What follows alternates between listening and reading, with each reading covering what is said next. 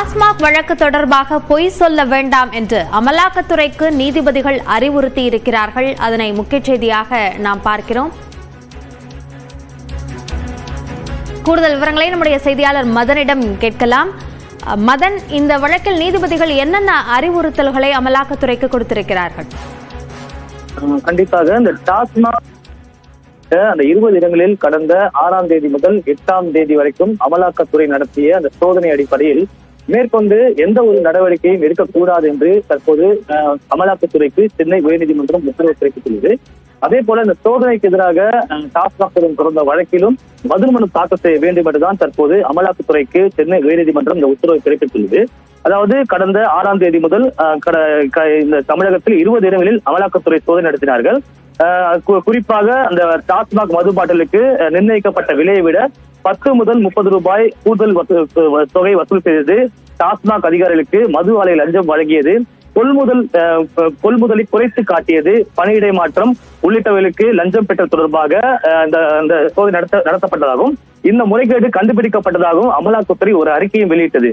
இதை எதிர்த்துதான் தற்போது டாஸ்மாக் நிறுவனத்தில் தொடரப்பட்ட வழக்கானது இன்று சென்னை உயர்நீதிமன்றத்தில் நீதிபதிகள் MS ரமேஷ் மற்றும் செந்தில்குமார் அடங்கிய அமர்வில் விசாரணைக்கு வந்தது.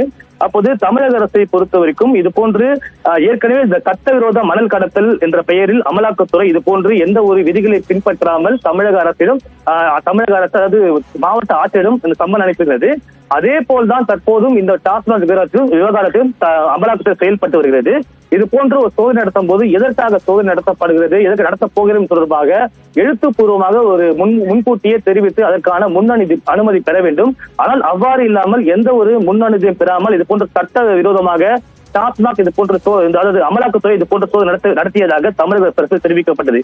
குறிப்பாக அந்த 6ஆம் தேதி முதல் 8ஆம் தேதி வரைக்கும் டாஸ்மாக் அதிகாரிகள் ஊழியர்கள் அனைவருமே சிறைப்பிடிக்கப்பட்டதாகவும் மன ரீதியாக துன்புறுத்தப்பட்டதாகவும் இன்று தமிழக தரப்பிலும் டாஸ்மாக் தரப்பிலும் ஒரு வாதம் எடுத்து வைக்கப்பட்டது. முக்கியமாக இரவு நேரத்தில் பெண் ஊழியர்கள் கூட நடு இரவில் வீட்டுக்கு அனுப்பப்பட்டதாகவும் அதே போல விடியற் காலை சீக்கிரம் வந்துவிட வேண்டும் என்ற நிபந்தனையுடன் தான் அவர்கள் மன ரீதியாக துன்புறுத்தப்பட்டதாக தெரிவிக்கப்பட்டது. ஆனால் இதற்கு டாஸ்மாக் அமலாக்கத்துறை பொறுத்த வரைக்கும் இது போன்று எந்த ஒரு துன்புறுத்தலும் தாங்கள் செய்யவில்லை. பல்வேறு முறைகேடுகள் நடைபெற்றதன் காரணமாகவே தாங்கள் சோதனை நடத்தியதாகவும் எந்த ஒரு ஊழியர்களுமே மற்றும் அதிகாரிகளும் துன்புறுத்தப்படவில்லை, சிறைப்பிடிக்கவில்லை என்று தெரிவித்தார்கள். ஆனால் இதனை ஏற்க மறுத்த நீதிபதிகள் இது போன்று இரவு நேரத்திலும் சோதனை நடத்தப்பட்டது செய்திகள் மூலமாக நாங்கள் தெரிந்து கொண்டோம். எனவே நீதிமன்றத்தில் பொய் சொல்லக்கூடாது என்று தற்போது அமலாக்கத்துறைக்கு ஒரு அறிவுறுத்தலை வழங்கினார்கள். அதே போல இதுவரைக்கும் நடத்தப்பட்ட சோதனை வீடியோ CCTV பதிவு செய்யப்பட்டதா என்ற ஒரு கேள்வி கேட்கப்பட்டது. தமிழக அரசை பொறுத்த வரைக்கும் இது போன்று எந்த ஒரு விதிகளும் பின்பற்றாமல் அமலாக்கத்துறை நடத்திய சோதனை சட்டவிரோதமாக அறிவிக்க வேண்டும். அதே போல மேற்கொண்டு எந்த ஒரு நடவடிக்கை எடுக்கக்கூடாது என்ற வாதம் எடுத்து வைக்கப்பட்டது. இருந்த போதும் தமிழக அரசு கொடுத்து அதை எடுத்து வைத்த வாதங்களை அதை நிரூபிக்கும் வகையில் ஏற்கனவே அந்த பதிவு செய்யப்பட்ட காட்சிகள் உள்ளதா, CCTV காட்சி உள்ளதா என்ற ஒரு கேள்வி உயர்நீதிமன்றம் கேள்வி எழுப்பியது. அதே போல தமிழக அரசு அதாவது டாஸ்மாக் தொடர்ந்த வழக்கில் பதில் மனு தாக்கல் செய்ய வேண்டும் என்றும் தற்போது அமலாக்கத்துறைக்கு நீதிமன்றம் உத்தரவு பிறப்பித்தது.